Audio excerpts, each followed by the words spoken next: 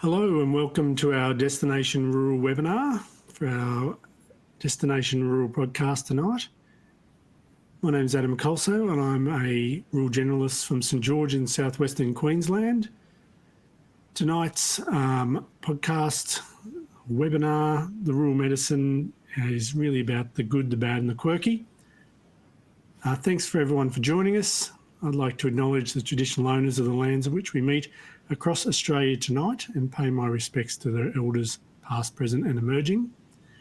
The purpose of tonight's webinar really is to hear from a number of different rural doctors from various stages of their career right across Australia who work in rural remote parts of the country. Rural medicine has many rewards and it's really quite a diverse scope of practice.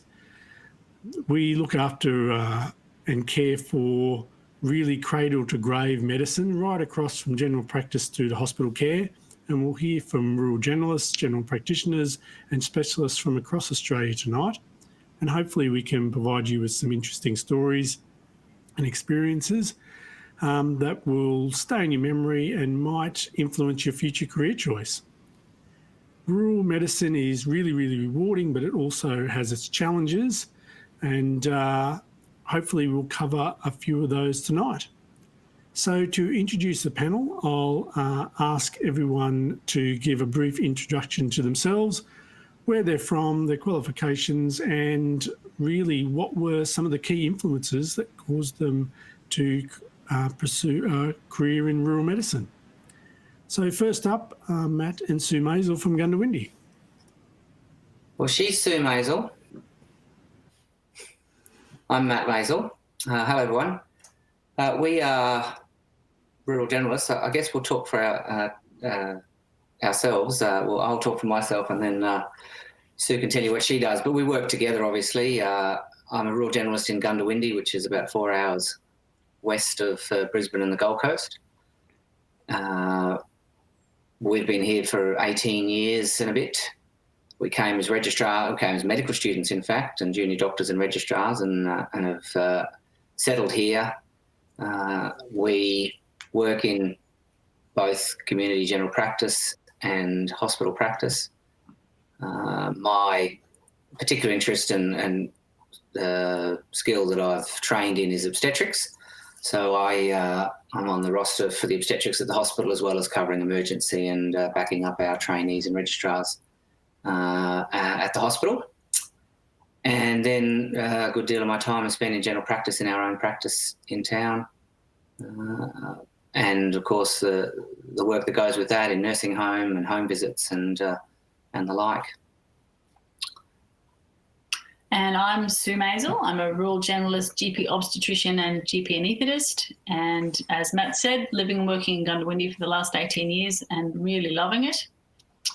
I'm also 0.5 medical superintendent at Gundawindi Hospital, and the other 0.5 is spent in rural general practice at community-based general practice just up the road. Very keen to talk about the family aspect of being a rural doctor. We have 4 children who are currently in grades 12, 9, 8 and 4. And the influences for me were medical student and then PGY2 scholarship payback experiences in rural medicine, which showed me that I could really enjoy a career doing this as long as I had the right skills. And once I had those skills, I very willingly came back. Thanks, Sue. Marion? Hi, everyone. I'm Marion Dover. So I'm a PGY3 that's doing my advanced obstetric diploma in Tari at Manning Hospital in New South Wales. I'm a rural generalist trainee, which means I am doing GP training as well as the advanced skills training that I chose in obstetrics this year.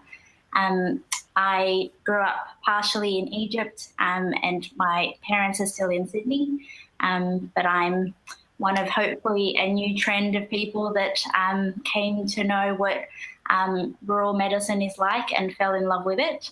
I represent Doctors in Training on the Rural Doctors Association board, and I am a sucker for punishment and had a baby in my final year of medical school. And I think it was my final year of medical school where I was in Lithgow in the Blue Mountains and had some terrific mentors and excellent training. And that was when I decided that rural generalism was for me, and got onto GP training as an intern, a PGY1. And now, after I finish my obstetric training this year, I'll be doing the GP training, and hopefully practicing lots of obstetrics as well that I'm learning this year. So that's me. Thanks, Marion. Phil Tidman. Thanks, Adam. I'm a rural cardiologist and general physician these days, as much as anything. Although I'm based at Flinders and live in the city, about 50% of my clinical time is spent consulting in the country and otherwise supporting our country hospitals in South Australia in regard to managing patients with cardiovascular disease, from the acute cardiovascular disease through to cardiac rehabilitation and secondary prevention and other aspects. I actually began my training in general practice, in heading for country general practice, and including some work in Mount Gambier as a trainee, and I did a diploma of obstetrics in Mildura back in 1988. But then I got sidetracked into specialist training, and so I've kind of been on secondment to specialists to keep them honest from a rural generalist point of view for the last 20 odd years. So I have been for the last 20 years mainly practicing in the country areas of South Australia, but also building clinical networks to support rural generalists and rural GPs and nurses in general to practice evidence-based acute cardiac care and increasingly hospital-based general medicine in places like Whyalla. Thanks very much, Phil. Jane?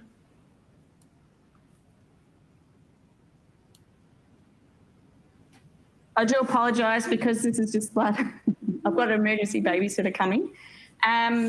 Basically, 10 months ago, I bought a GP clinic in Robinvale, which is northwest Victoria. Prior to that, I was working in Mildura, which is an hour away.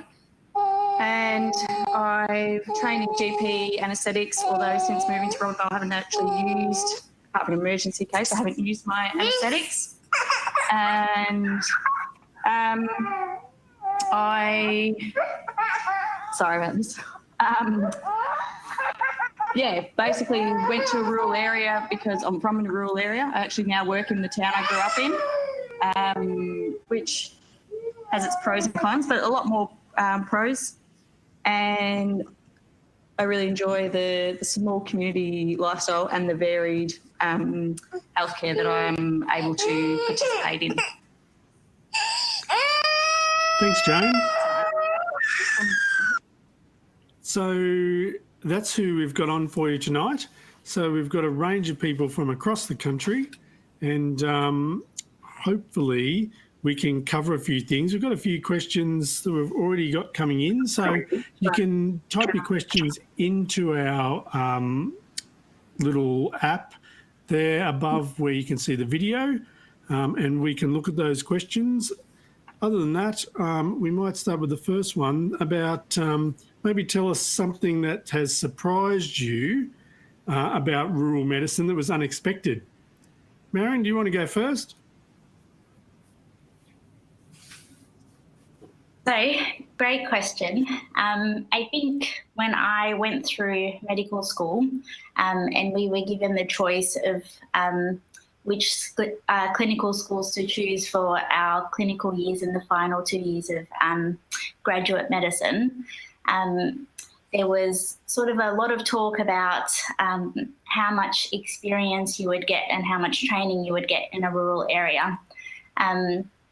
And I decided that I would do a year in Sydney and a year in Lithgow, which is quite small. And it was surprising for me how much more I learned in a rural area to what I expected. I thought that I would miss out on a lot of things by being in a small hospital. I guess knowing that there are certain specialties, certain subspecialties that you might miss out on being in the country, and I felt like I would miss out on a lot of sort of those subspecialty learning objectives and things that I might not get exposed to in the country. But surprisingly, I think I learned a lot of the bread and butter medicine that was really important to becoming a good holistic doctor who got plenty of continuity that allowed me to sort of delve into those common conditions a lot more than I would have if I had been in a big metropolitan hospital. So that was a big surprise for me and a good one. And I really enjoyed my rural time from there. Thanks, Marion. Matt and Sue, have you got a story for us? Surprising. I mean, there's surprises every day, really, but one of the big surprises, I think, has been just how positive interprofessional relationships there are in rural practice, and even in a small town, and possibly because it's a small town, we've seen develop these groups of allied health practitioners in town that work together. An example, I guess, would be our midwifery group practice, which is a collaborative model with the GPs, the GP obstetricians, GP anaesthetists, and the midwives. And the practice has been going for about 10 years, and we're always getting surprise comments from colleagues we talk to, mostly urban colleagues, who talk about the difficulties, the classic difficulties between professions, I guess classically midwives, obstetricians and doctors. And it's something that we've never really experienced. We've just always had a very collaborative approach. Not that we always agree within our group, and where there are differences of opinion, but I think that has surprised us a fair bit, that those relationships develop so well in rural practice. Sue? Yeah, along the same lines, I think I've been a bit surprised by the willingness of allied health professional colleagues in the community medicine setting to embrace rural generalist practice in their own practice. So occupational therapists in rural will have a go at just about anything because they need to be able to have a broad skill set. And the same with all the other, allied health colleagues. So I think there is this get up and go attitude in rural that we all have to be the Swiss Army knife of whatever our skill set is. And there's a really nice willingness to be team members, but to be generalist in your approach to whatever your skill set is. Thanks, Sue. What about you, Phil? Who I am isn't... Sorry. Okay. Sorry, I activated Siri by mistake. Sorry, go ahead, Phil. Okay. Look, I think one of the things that have really pleased and what kind of surprised me is the level of care and humanity and the quality of care that is delivered in country hospitals, particularly by the nursing staff. And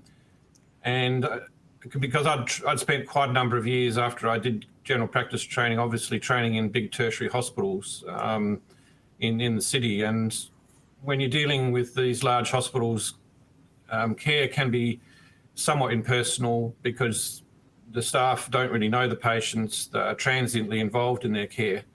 In the country hospitals, what I found pleasingly and surprisingly good was the kindness and the care that was given by particularly the nursing staff, but also allied health and the GPs, because the people they're looking after are their neighbours, their local carpenter, the people they see down the street, the shopkeepers. So the level of community in country towns really translates into really good quality care, because people know each other, and that level of care is really expressed to a high degree. From my point of view as a specialist, that makes for really good care and a willingness of staff to update themselves and to get involved in our programs around improving quality of care in country hospitals. And I suppose that's the thing that surprised me most of all, is that willingness for our country staff to get involved in CME and quality assurance programs to improve outcomes. Thanks, Phil. Jane, are you there? Yes, I'm here. So with one of the most surprising things I found with rural health, rural medicine, has been the job satisfaction, which comes from being able to provide holistic care, having close connection with the other health professionals in town or that provide services within the community. And so I find that, basically it allows you to achieve a better, maybe not better patient outcomes, but definitely you can see the patient outcomes. And so you have more of a part of it. So that's probably the biggest surprise I've had, is the job satisfaction. Even going from working in Mildura, which is a regional town, to a rural town such as Robin Vale, the job variety and the job satisfaction has just been amazing. Thanks, Jane. So our next question really is about what's the biggest challenge in your career to date, and how did you overcome it? Phil, we might start with you, if that's okay. Look, I think being able to deliver evidence-based care in our country hospitals. When I started off building clinical network over about 20 years ago, the difficulty in getting access to IT, for example, in dealing with the lack of previous opportunities for CME for nursing staff and doctors was a big challenge. So we were coming from a pretty low base, if you like, in terms of evidence-based or up-to-date evidence-based knowledge. I mean, most people's knowledge was centred around what they'd learnt at medical school, and by the time I was setting up networks, that was 14 to 15 years after most of the doctors I was dealing with had been in medical school. And in that 14 or 15 years, from about 1985 through to 2000, was an incredibly a period of incredible rapid change, particularly in the field of cardiology and cardiovascular medicine. So our biggest challenge was really bringing people up to speed. But what we managed and what we learnt is that you give people the right tools. And because of that care factor that I mentioned previously, there was an enormous willingness to be involved in that CME and those activities to try and improve access to evidence-based care and outcomes.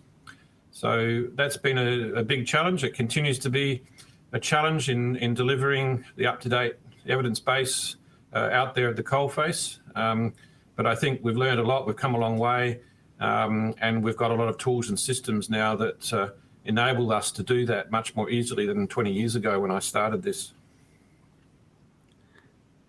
Thanks, Phil. Jane, what's been your biggest challenge? As you may guess, the work-life balance has been one of my biggest challenges to date.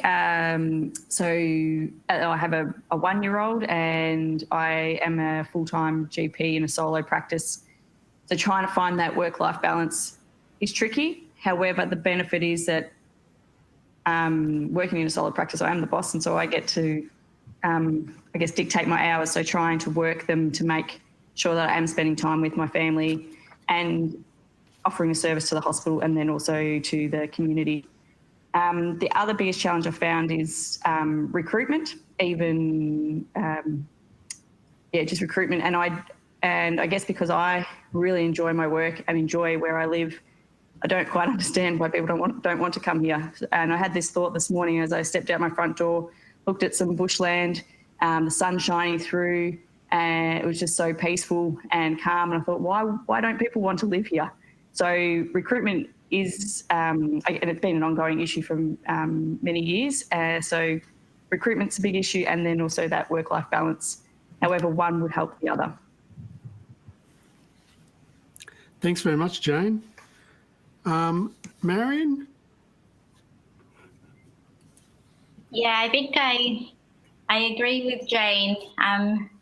Having children and a partner does make the concept of work-life balance really tricky. I hate the word, sort of the phrase work-life balance, because I very much feel alive at work, but having to sort of factor in what your life will look like in another town is a challenge, because if one of you is working full-time, and often if you are in a rural area, you are doing more than 40 hours a week. I worked 85 hours last week, and my husband sat me down and had to have a serious chat with me about how much I am not at home. So that is a real challenge, and you do need the support of those around you to sort of get you through the training years, because it can be quite hard. But at the same time, I've also agree with Jane. I've had so much satisfaction from going to work and having that follow-up of sort of knowing a woman through her pregnancy and then attending her birth and seeing her afterwards for contraception and doing baby checks has been so great. And I have such a great time when I'm at work. It makes it really tricky to sort of balance how much you're at home and how much you're at work. And I think the other big challenge is having to move around so much when you're training, because quite often certain colleges won't sort of agree with the fact that rural training can be just as good, if not better, in the country. And you often have to move around to sort of regional centres to upskill in certain things before you can move out to a rural area where you envision settling as a doctor. And having to sort of go back to the city to do certain courses or upskill or do those sorts of things can be really tricky, especially with a family. So, yeah, that's what I've found quite hard. Thanks, Marion. Matt and Sue, do you want to answer the biggest challenge? I'll go first. Going to continue the theme.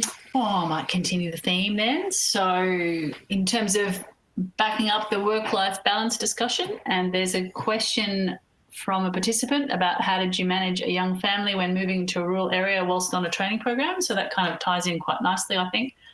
I think I take a very Qantas approach to work-life balance, as in fit your own oxygen mask first before fitting those of the people who depend on you.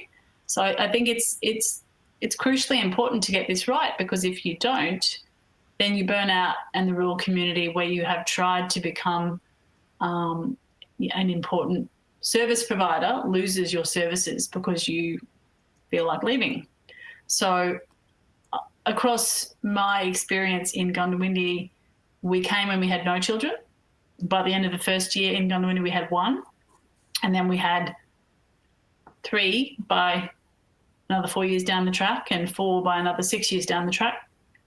And the thing that was refreshing for me was the ease with which I was able to find really high quality in-home childcare from a community member who was very keen to provide that role for my family. And now my children consider her to be a 5th grandparent.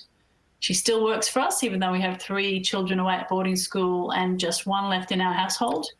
And although her hours are much reduced compared with what she used to do for us, her role now as stand-in grandparent and really important support for our 10-year-old continues.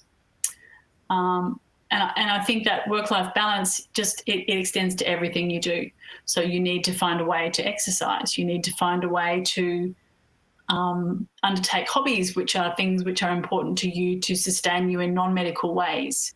I agree very much with Marion in that I always feel very alive at work, and I find particularly my sessions in general practice give me positive energy back, and I find that rather than draining me, they energise me more often than not. So I think in rural, it is sometimes easier to find solutions to the things which everyone finds difficult, whether you live in rural or urban settings. And as long as you understand that you have to set your own boundaries and you have to decide where the line in the sand is for you and find ways to make that workable, then it can be really rewarding because you can have the best of all worlds. Yeah, I'd reiterate that and say that you can't do it all yourselves, I guess. And we've managed to find a nice balance, and I've managed to have a reasonable amount of time in childcare as well. But we've certainly required not just help from Nanny Rita, but a lot of different people, neighbours at times, staff, hospital people. We've got a baby and our own baby, and we have to go off and help bring another baby into the world, and you just need to take the help that's offered. So don't feel like you need or should try and do it all yourself. Perhaps that extends also to workforce, and I guess the other challenge I was thinking of, and workforce is always a challenge, but we had a particular crisis point a few years after we arrived in Gundawindi when, certainly for Sue and I, we were working in the general practice predominantly, doing a bit of hospital cover. The hospital was covered mostly by full-time doctors at the hospital, all of whom left in a very short period of time. 3 of them left in a short period of time. We suddenly had a hospital that looked like wasn't going to have to be staffed, and we all got together and brainstormed ideas and ultimately, took on those positions in addition to what we were doing. And it was a pretty challenging time. Sue and I shared the med super role for a while until I realised that she was very good at it and I didn't really enjoy it. So she's continued it. But that was certainly a challenging time for a year or two. But now, standing where we are now, looking back, we really wouldn't have it any other way. Being involved in both hospital practice publicly as well as having our own private practice is just a really good mix. And once it was set up, I think it was something that was attractive to other doctors, and we've now managed to recruit a reasonable team around us. So I guess that crisis, with a bit of hard work, did turn into a positive. Thanks, Matt. Jane, did you want to talk about how you balanced having a young family while in a rural area? Well, essentially, I've moved to the town where my mum and dad live. So that has helped a lot. And I think basically what Sue and Matt were saying is don't expect to do it on your own. Don't do it all on your own because you will burn out quickly. So I started off doing a lot of on-call, and then I've reined that in, which does mean that I get a bit of, I feel like I'm getting a bit of flack from the community, but it's basically the community complaining because there's no doctor on call when I'm not on call. But I've had to rein it in because so I could get some sleep, I could spend some time with family, and I still find that I'm doing as much as I can. And I have the mantra now that I'm only one person and I can make a difference, but I can't do it all. And so I recruit family, recruit friends, and don't say yes to everything. Thanks very much, Jane. So we've had a question come in from one of the medical students. If you could give one piece of advice to a prospective young doctor on something you would recommend they do as a student or a junior doctor to prepare for a rural career, what would it be? Marion, do you want to start off? Yeah, so I think there's lots of things that you can do as a medical student to really maximise what you get out of this, I guess, this luxury of not having as much responsibility, but having sort of lots of opportunities to be able to upskill and to learn things. And I think my biggest piece of advice would be to take up the opportunities that you're given and to try to sort of locate mentors that you really identify with, that are keen to teach and that are sort of willing to have you try lots of different things under their supervision, because those things can really serve you well as a junior doctor and in the long term as well.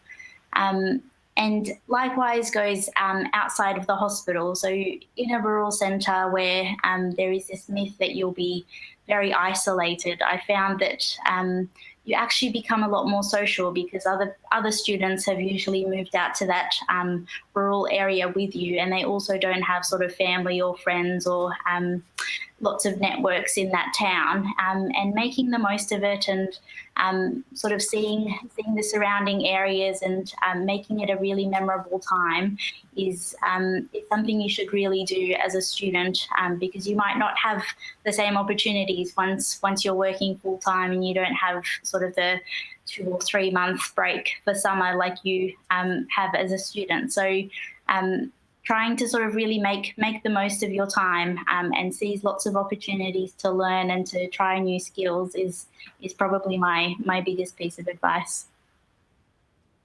Thanks, Marion. Phil, if you're giving advice to a med student on what's the one thing they should consider, what would it be?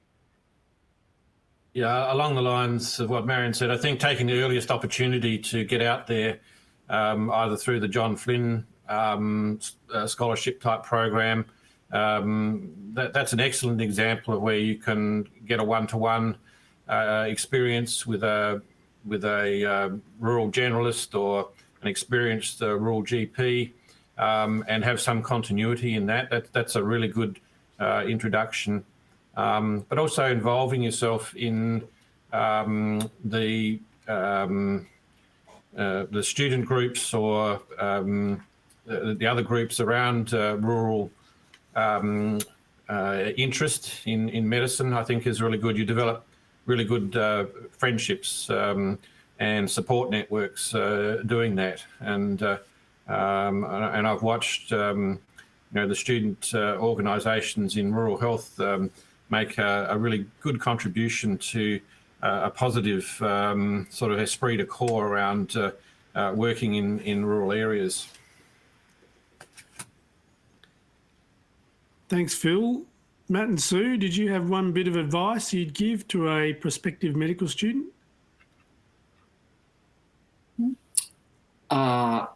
It really is along those lines of if you do meet a rural doctor who can be a mentor, encourage that mentor. I guess, obviously going out to rural places to meet people and see how they practice is great. Take any opportunity you can. But if you do find someone, keep in touch with them.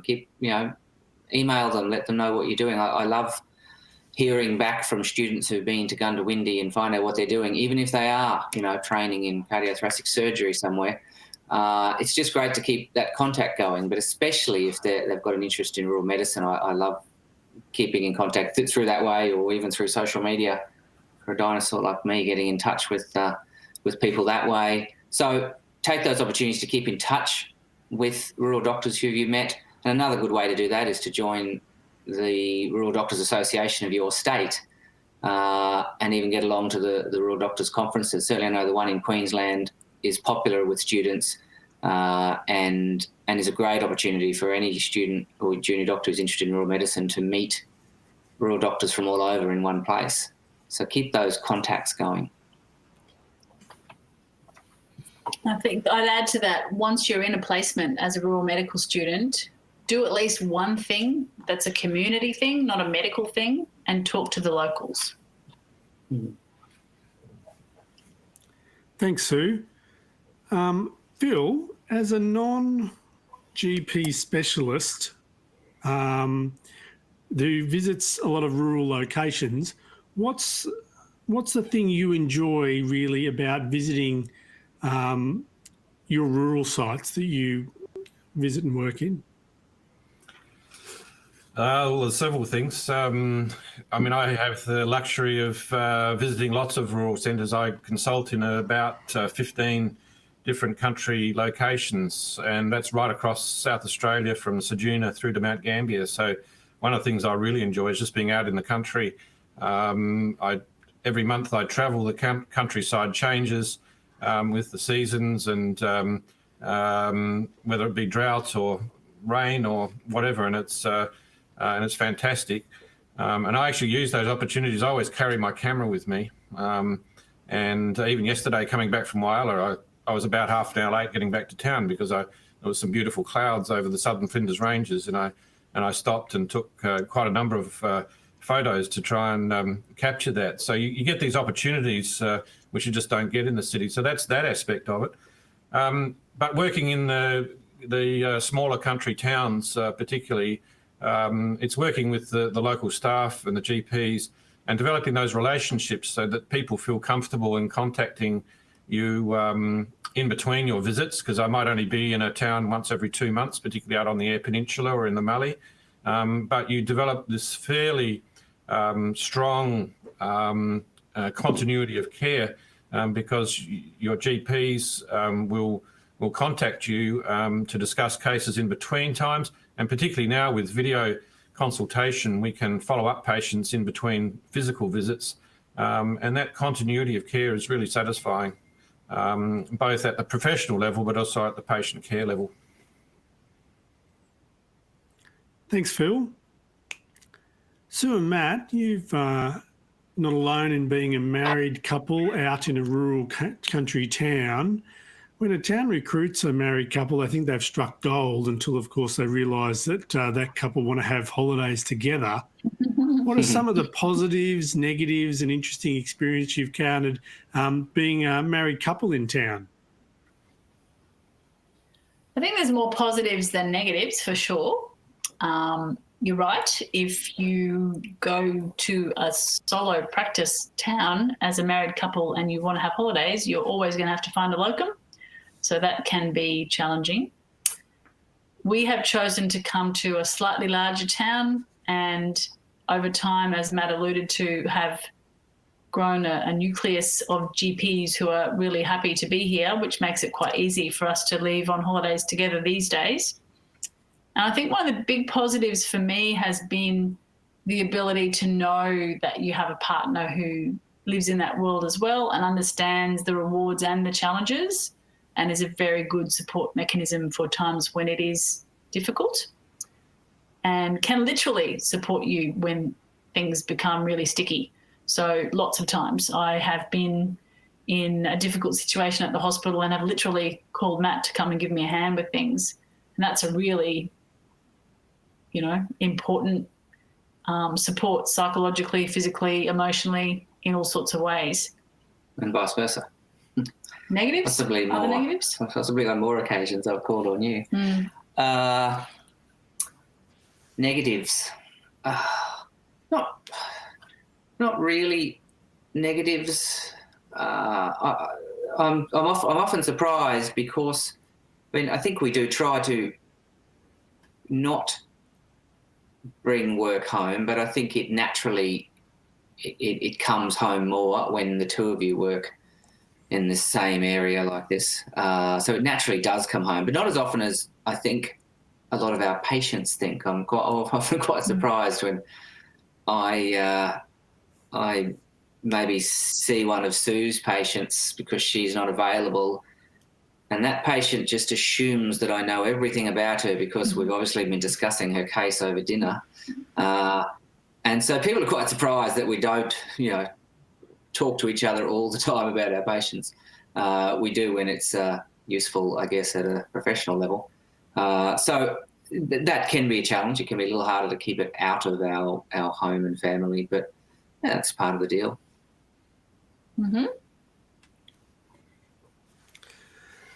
Thanks very much.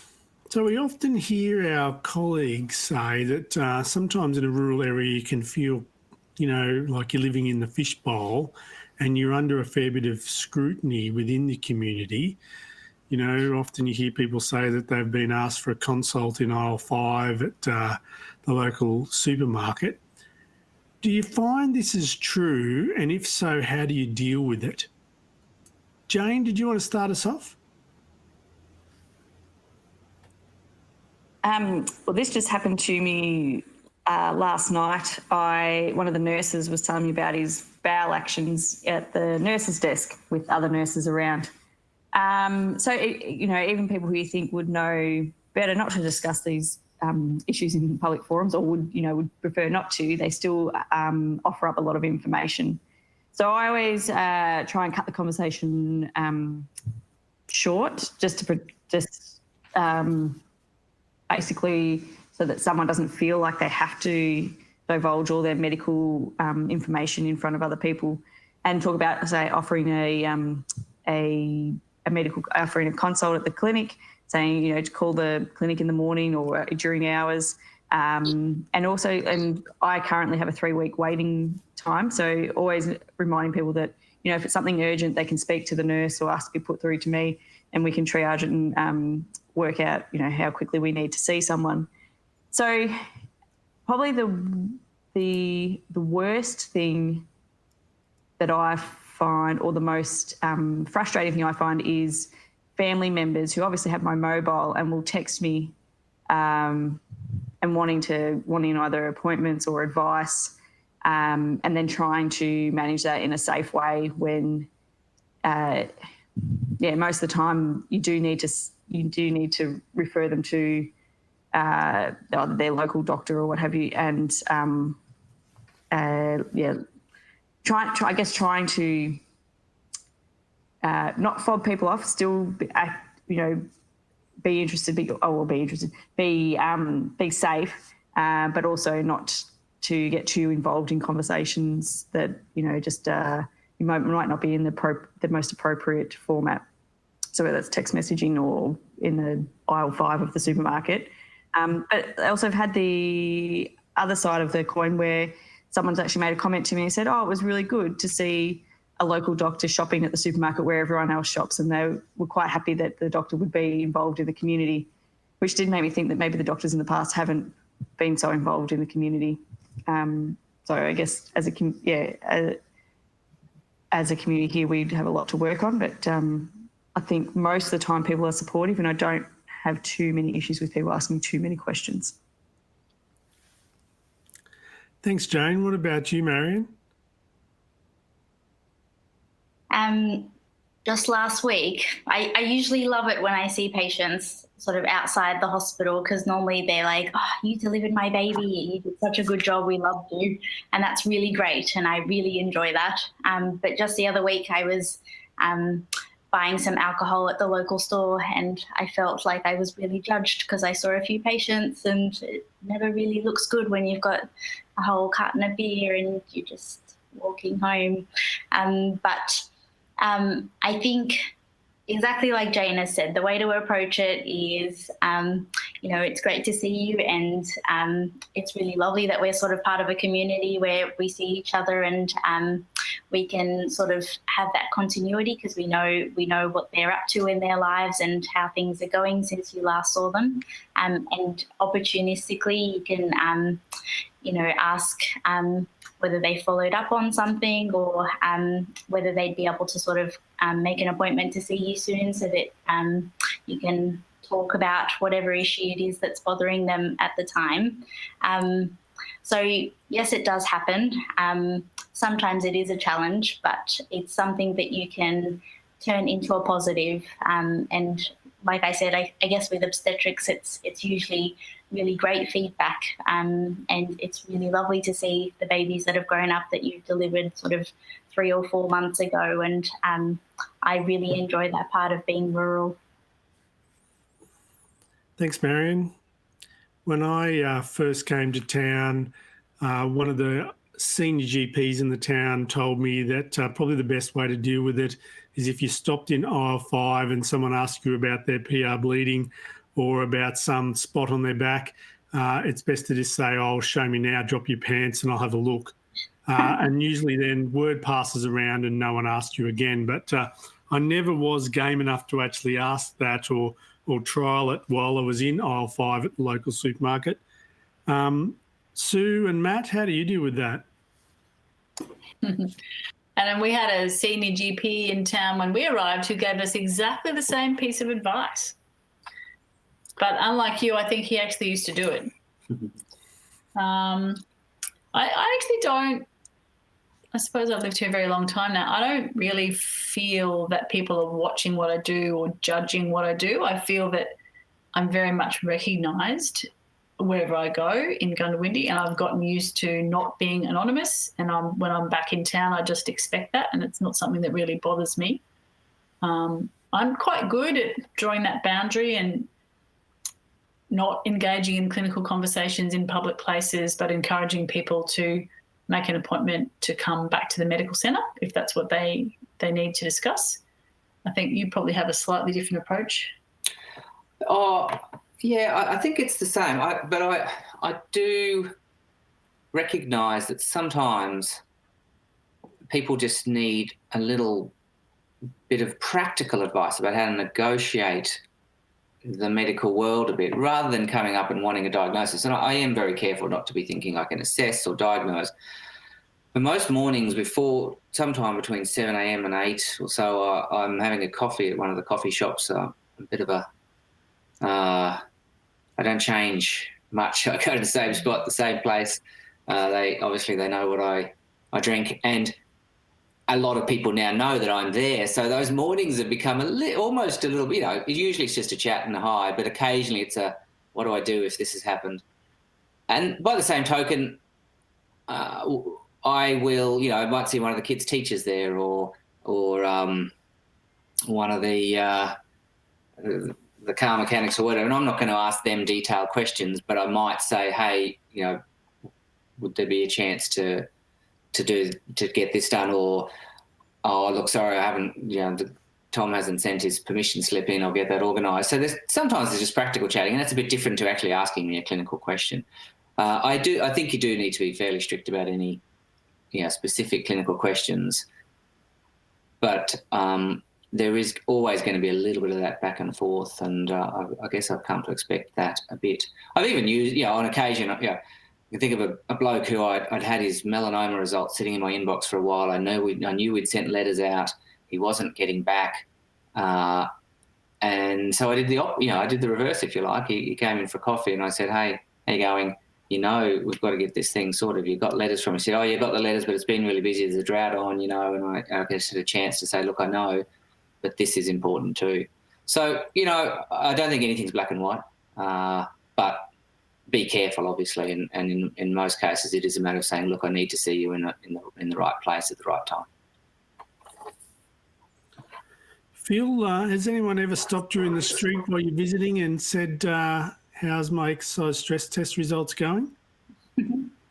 Not exactly, although I must admit I was in Cleve last Thursday and was walking down the street to go to the bakery, and a patient in his gopher stopped me and said, I saw you about 18 months ago. Since then I've had a pacemaker put in, and but I've been going down to see the specialist in Port Lincoln, but I want to come back and see you. So I just said to him, well, that's fine. The problem I have mostly is I can't remember who people are because I go to so many different towns. And so what I did with him is I looked into his bag and I could see a piece of paper which had his name on it. And so I could then identify who he was and actually call him by his first name. It's quite difficult when you're seeing people who know you and you can't remember their names, and sometimes even where they come from.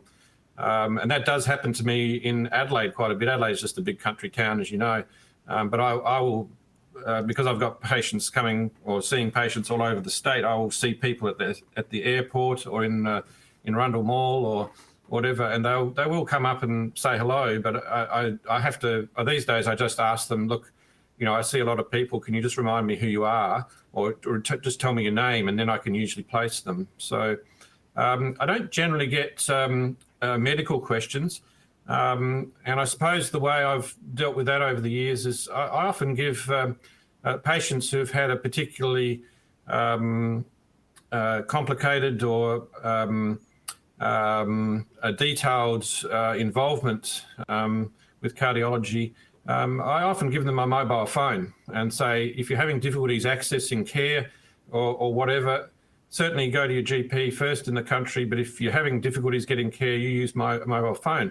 And I would have given my mobile phone number to hundreds of people, probably thousands of people, and I actually very rarely get called, to tell you the truth. So I think people do realise that there are boundaries, and I'd say 99% of people are pretty good at respecting that, and more so in the country than the city, I would think. Thanks, Phil. Do you, while you're out and about, do you get the opportunity to help with continuing medical education and upskilling for the GPs in the towns you visit? Oh, absolutely. I spent half my life going to meetings for Rural Doctors Workforce Agency. Last Thursday night I was in Whyalla. We do our own network meetings, which we get sponsored by various companies because we like to put on a decent meal and give people a chance to socialise while we do the CME. We do it for RDWA, I do it for GPEX, and it's really good to deliver quality CME in close to where people are working, and I think that's a really valuable part of what we do. It's hard sometimes to do that when you've had a day's consulting, and sometimes it's better to do those things when you're not consulting. You actually go out to the country town specifically to do that. And I find that a bit more satisfactory than trying to deliver it after a 10-hour day of pretty intense consulting, I'd have to say. Thanks, Phil. You know, CME is something that is really important for a generalist, and it's something that the more special skills you have, the more effort it takes to maintain all those skills. So I put it out to the others on the panel about how they look at doing and maintaining their CME, because you know, it is possible to maintain your CME. We've all been doing it for many years, but it does take a bit of work and probably a little bit more effort in a rural area than if you're in the city, because there's not an event on every weekend. But Matt and Sue, might start with you about how you maintain your CME and those sorts of medical education things. Yeah, thanks, Adam. I think we try and mix it up quite a lot. So one thing that's really helped us is over time to develop groups of local trainers who are happy to lead on-site team-based education in things like neonatal resuscitation, prompt course. We also have some visiting educators who we've developed relationships with who will come to us. So EMET, the Emergency Medical Education Team, we send a pair of emergency physicians from Toowoomba Hospital out several times a year, and we do topic-based education with them. And as the roster queen, I managed to get everyone offline to go to that in 2 different sessions each time they come. We also travel away to do procedural upskilling. Maybe, well, for us, it's become once every 2 or 3 years, but for the more junior colleagues who are just getting themselves comfortable in their procedural skill sets, it might be a week or sometimes even 2 weeks every year that they'll go away to do that. A lot of online education has improved in quality and accessibility over time, so you can do quite a lot just from your home computer in the evening, depending on where your interests lie. And then there's often meetings which are attached to conferences which we already intend to go to, like when we go to the Rural Doctors Association of Queensland conference. The day or two prior to the conference often has really high quality workshops in topics like obstetrics and anaesthetics, which attract a rural procedural grant day to attend. So they pay you to go to the conference one day early and you get some quality education by doing that. Anything else? Yeah, I guess the extension of that is we learn a lot by teaching. And so that keeps us fresh. And so our positions as medical educators involve going away and doing upskilling in medical education itself. But apart from that, the topics you're teaching, obviously you need to stay around. So I facilitated advanced life support and obstetrics courses once or twice a year. Sue does similar things in emergency. And so by teaching, we're also learning and maintaining CME points. Not to mention registrar training, which means you've got to bung up on whatever you're teaching that fortnight. Yeah, that's right. That keeps us fresh because they are up with the latest. So we've got to be as well. Thanks, Matt and Sue. Jane, what about you down in Victoria?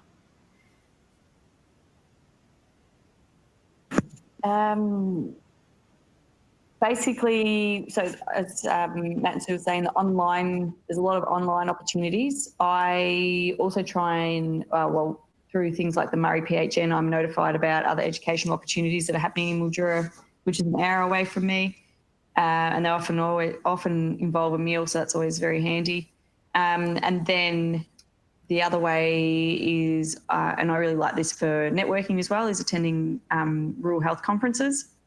And they are great, especially when you're a solo GP, that you can talk to your colleagues and realise that, one, you're not alone. Other people have a lot of whether they be issues or the benefits are similar across the board. And it's great just to talk to people that work in the same field. The other thing that actually, no, they'll come up in another question. Don't worry, all good.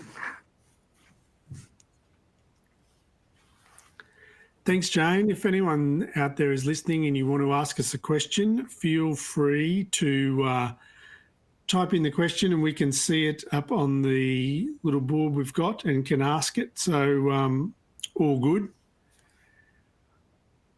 So another question we've got from the board is, how do you really get involved in your local community? What do you do? What other stuff can you do outside of medicine? I know that I constantly tell our medical students, our junior registrars, that it's really important to get involved in the local community, join the local soccer club, play touch football, or come to park run on a Saturday. Some of you that have been there for a while, what sorts of things have you done in the local community? Matt and Sue, are you there? Yeah, and sport is often a good starting point, isn't it? And I'm not, particularly sporty. Was never much of a runner, but park run started and somehow we got involved, and I ran my 50th one a couple of weekends ago. So, and one of the first things I did, I guess, in Gundawindi in terms of meeting other people and being involved was playing cricket. Again, not much of a cricketer, but I really enjoyed it and got to meet some people doing that. So sport is a good starting point, but it's not for everyone. But if I could do it, I think others could. I guess music and the arts and things you sort of... Yeah, so I got involved in a singing group when I was first in Gundawindi. I also got involved in a craft group. And then as your life progresses and you start to have some children maybe, you get drawn into the groups that your children participate in, the parents and friends associations of their kindergartens and then schools. And I just think it's really important to do all those normal things, just like everybody else does in your local community, and to volunteer for what you have time for and to cut yourself some slack if you can't do everything, as we alluded to before.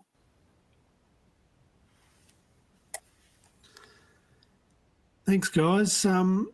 Jane, what did you do in your local community? So sport is something I've done in the past. However, as Sue was saying, get involved in things that your children are involved in. So when I've had a locum recently, I went to playgroup and got to spend time not only with my son, but also got to meet other mums and with young children. So that was quite good. And then the other benefit, I did grow up in the area, but also just walking down the street, as there is only really one street in this community, and having a chat with the person who sells you the newspaper, having a chat with the person who's making you coffee. While you're waiting for your coffee, you see other people that you may have come across, whether it be a play group or what have you, and yeah, so that's how I try and keep connected with the community. The other thing is going on committees, medically related, but they don't always have to be. It was another way of getting to know other people in the community that aren't necessarily your patients. Phil, what do you do to keep involved in your local community? Well, again, when I'm travelling in the country, most of my work for the first 10 years was in the southeast, and so through various patients, in fact, I got a bit involved in the beefsteak and burgundy type activities in the Coonawarra, which was actually great for me. But you also get to see people and meet people outside of the sort of consulting environment, and people get to realise you've got other interests and that you're a human being, and that goodwill, if you like, stretches through the community a bit. So because I'm not living in these rural communities, I suppose the other way we get involved is to involve ourselves in things like men's health nights, being available, perhaps participating in the local charity golf day. Not that I play golf in any reasonable manner, but it was getting involved in that sort of thing, which I don't do that a great deal, but it is one way. And the other way in the country areas is going along to the field days. So we have a number of field days in Lucindale, the York Peninsula, Eyre Peninsula, and just wandering around on the field days, you get to chat to people and see people in their own environment, and they actually quite appreciate the fact that you're showing an interest in their industries and in their livelihoods, really, particularly the farmers and so on. I was perhaps fortunate in that regard in that my father was involved in agriculture for many years and was pretty well known in the country areas, so that's been a bit of an advantage. But those sort of things, even if you're a specialist and you're travelling to the country towns rather than living in them, there are good ways of participating in community events.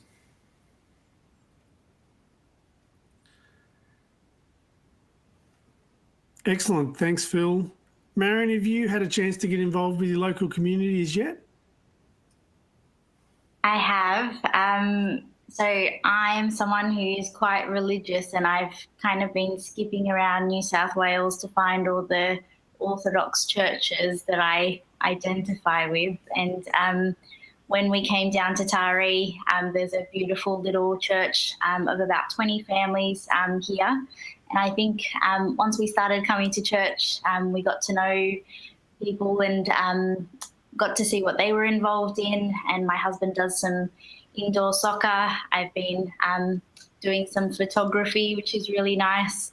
One of the most memorable nights I've had in the country was when we moved to Lithgow in the Blue Mountains, and the town held like a bush dance to raise money for a really well-known family in the community that the mum in the group had actually got brain cancer, and we needed to raise money for her. So they held a bush dance, and it was so great and so fun, and I got to know lots of people in the community that night, and from there things just kind of snowball, and you start to see what else is happening around the town, and you get really involved.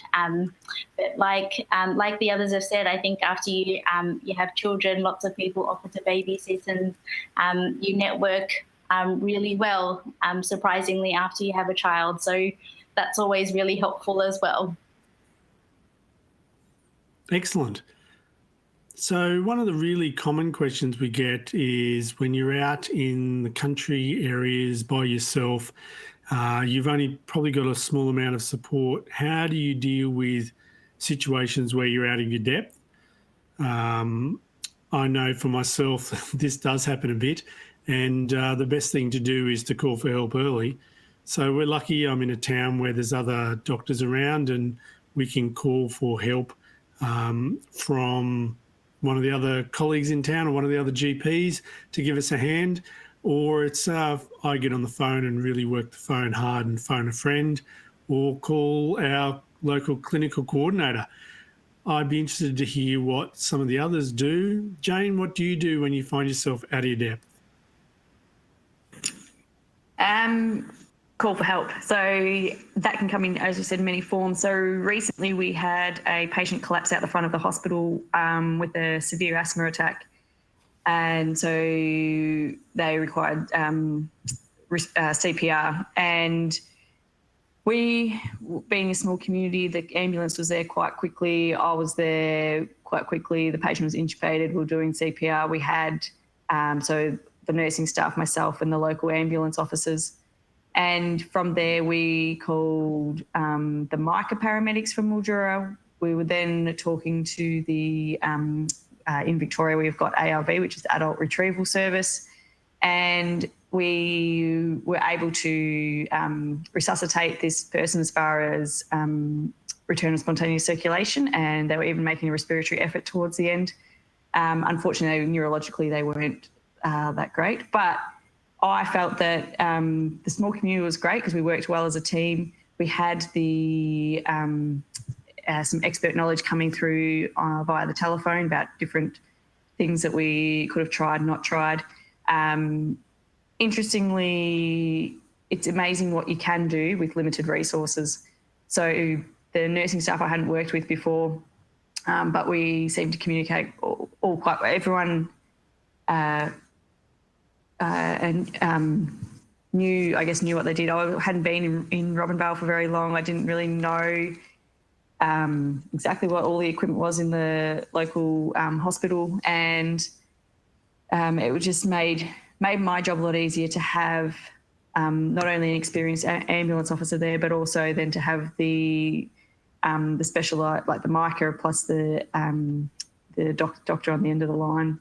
They were based in Melbourne, but they offered a lot of help through that. So you're never alone, even if you think you're alone. And I know I've also locumed in rural Queensland, and I don't know, you guys in Queensland know better than I do, but they do remote health a lot better than most states. And with telehealth, you can even video link in, and so then you can actually get someone else's eyes on the patient to help you out. So I have had to use that service before as well. So providing technology works. You're not alone, and even locally, you're not alone. Even if you're the only doctor, you can still have experienced nursing staff, paramedics, and their input is very, very valuable. Thanks, Jane. What about in Gundawindi, Matt and Sue? So I'm actually in awe of Jane. I hear what she's saying. You call for help, and it doesn't matter, whether there's 10 of you or 2 of you, or 1 of you, when it's a really difficult situation and you're out of your depth, and your resources are sometimes virtual and they're sometimes in person, and they're sometimes from other disciplines. They're not always doctors. So it's very much the same for us, and I'd echo what Jane said about Retrieval Services Queensland providing an excellent service in terms of backup, and the more serious the situation and the more they can see that it's something which you don't deal with often, they're always good, but they're amazing when it's a really tricky situation. And to be able to turn on those video cameras and have them watching the patient, maybe even being the scribe or participating as a part-time team leader, depending on what the team leader's got to do themselves, is invaluable. The other thing I've noticed with really emergent situations is that it's sometimes almost a relief when it's a life and death situation that you kind of divert onto a pathway. And once you are doing something that you're well trained to do in terms of resuscitation ABC, it gives you quite a lot to do for a long time, so you don't really have to think about what's next for 20 minutes, because it'll take you that long to get through all those steps and to get extra hands on deck. So between pulling in resources in person, other disciplines and virtual, and being on a pathway, I don't find those situations nearly as stressful as I used to when I was a junior doctor.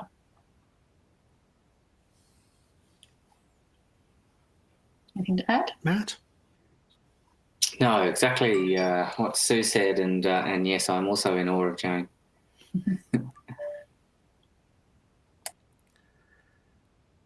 Excellent. So, look, we don't expect that doctors who are working in rural will stay rural forever.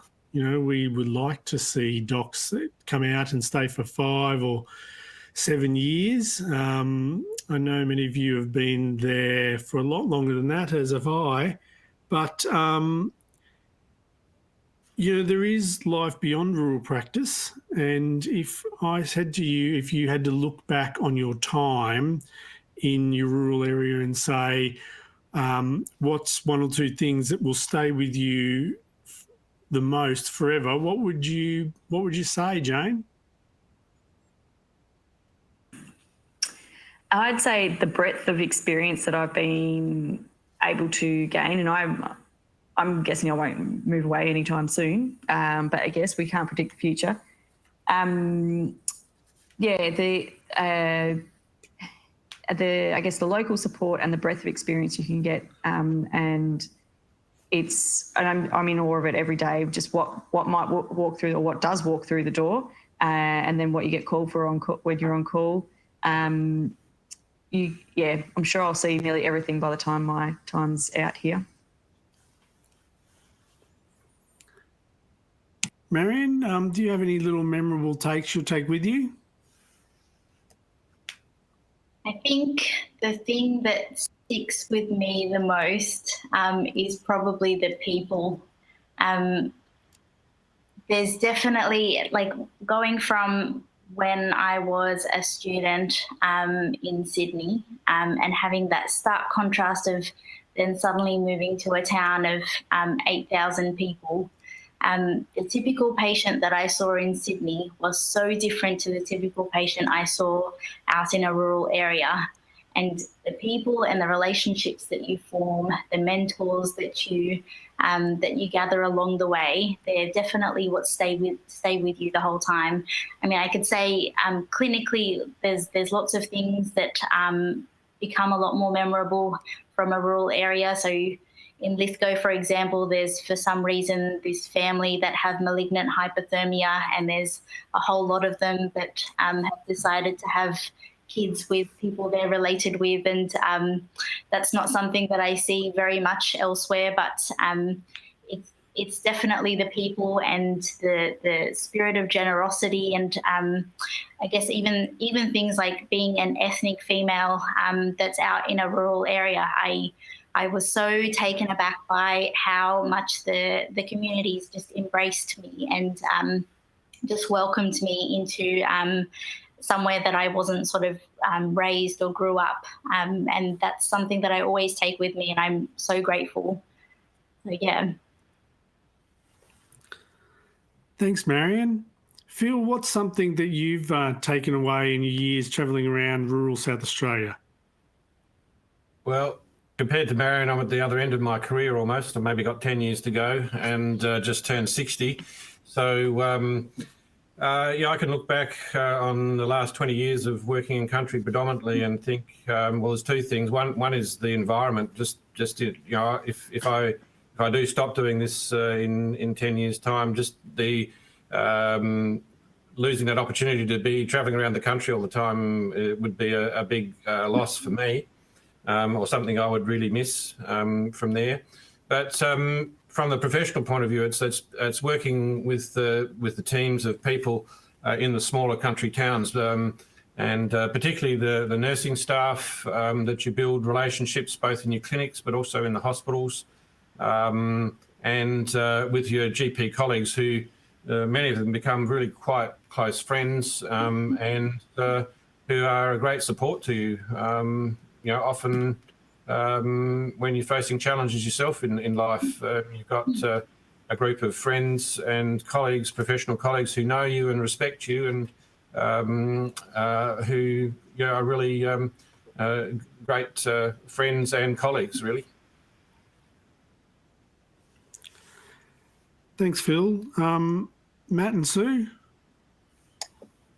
Yeah, I guess at our stage, it's feasible that we could find ourselves back in the city at a later stage of our practice. And if that does happen, not that we've got any intention at this stage, but if it does happen, I guess looking back, some of the most intense memories no doubt will be from the birth suite, both, incredibly happy and incredibly sad memories.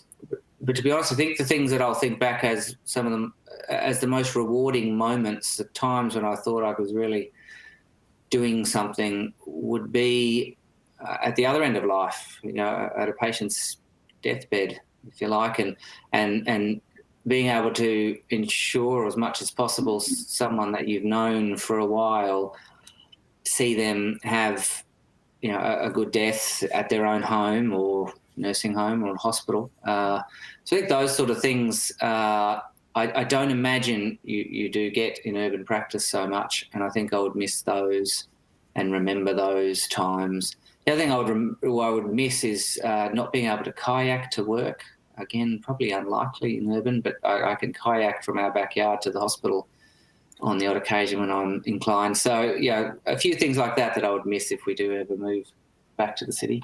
And I think I would miss feeling like a member of a really close-knit medical team, and certainly the level of patient gratitude for our services. Thanks, Sue. We've just got a question from out in the field about how to approach a mentor and how about seeking out a mentor. There's lots of ways you can find a mentor. Most of the time it's through work when you're doing your training program. Most training programs do have a mentor program attached to them, as do the workforce agencies. So the rural workforce agencies often have a mentor program. ACRM has one, I know. Many of the regional training hubs have one. If you're going along to a conference, you can easily find a mentor, come up and talk to someone. Otherwise, send an email to our RDAA office and we can link you into one, because we've got programs running as well as ACRM and the training hubs and the workforce agencies. So finding a mentor is possible, and there's quite a few out there. We're coming sort of close to the end of our time for tonight. If anyone does have any more questions, now's the time to ask before we close out. I'd like to ask all our participants just to think of one more little bit of golden advice or comment they might have out there that they would give to a prospective junior doctor or medical student who's thinking about a rural career in rural medicine. So, Marion, you're at the top of my name list, so we'll start with you. Yeah, so I think probably tying in with that last question that we had from Nicola, trying to identify a mentor, like Matt has said sort of towards the beginning of this, is always a joy when we sort of get emails or messages from students that are interested in rural health and have sort of said, I've really enjoyed having my time with you. I learnt lots, and I envision sort of doing what you are at the moment. It's always such an honour, and it's really humbling to hear that from a student. So don't sort of shy away from approaching someone if you feel like you relate to them and you can see yourself doing what they do, because it is such a privilege for us to hear that. And I think it's really important to sort of try to take up any opportunities that you get, like we said before.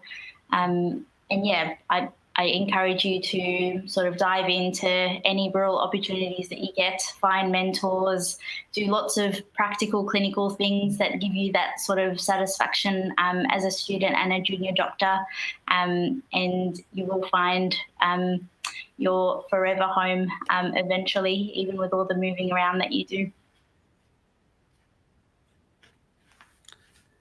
Thanks very much, Marion.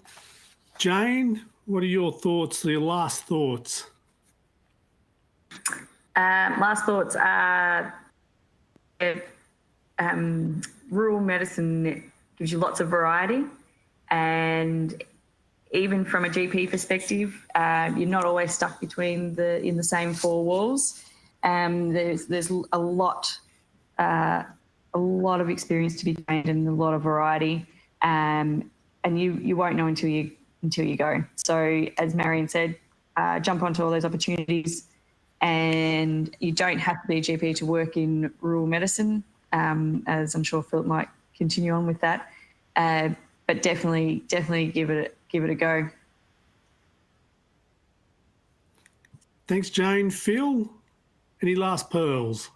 Yeah, look, coming back to that question about mentors, I think if you get the opportunity to get some exposure in a rural practice or hospital, just remember that anyone who goes out and provides services, particularly visiting specialists and things to country areas, they're always going to be absolutely delighted to have students with them. It is often you're working on your own, so there is a bit of isolation, and having a student with you is a good way to spend the day because it breaks things up a bit.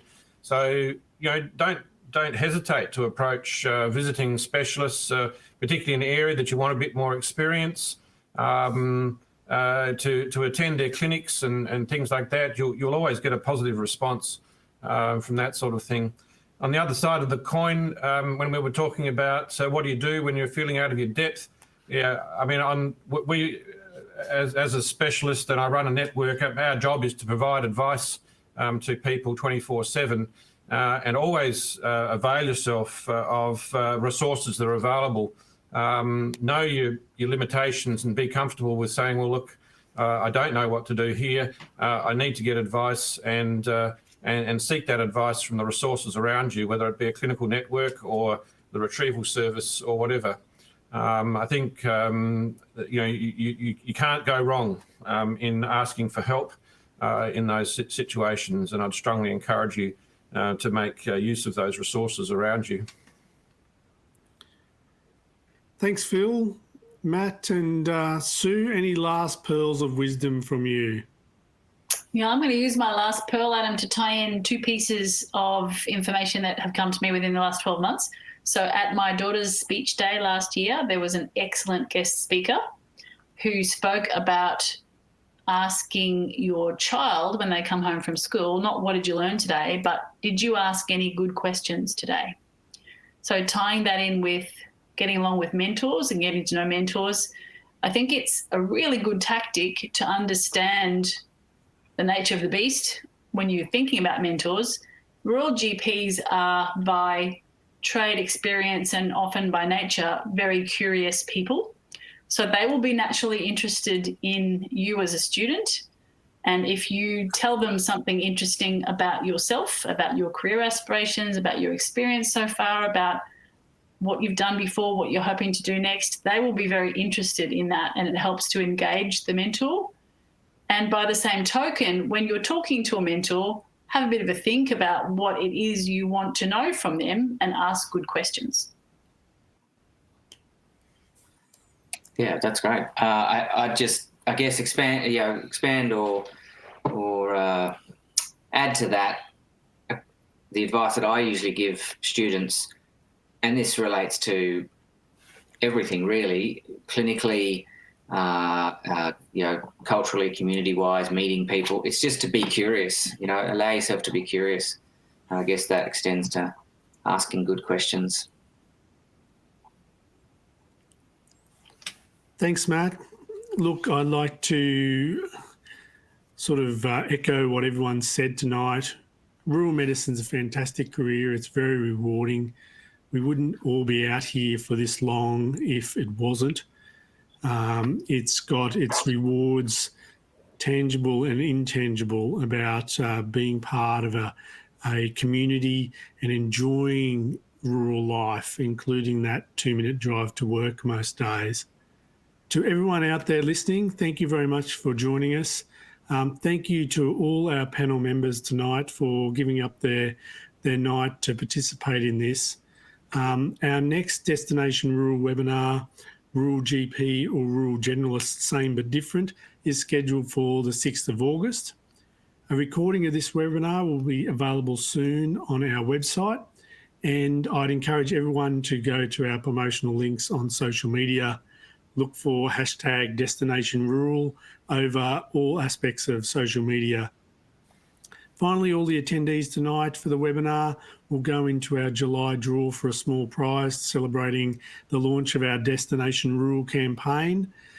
You'll go into a draw to win travel, accommodation and conference registration for Rural Medicine Australia Conference on the Gold Coast from the 23rd to the 26th of October.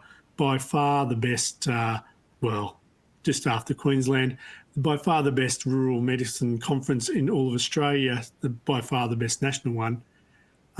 Thank you everyone for participating tonight.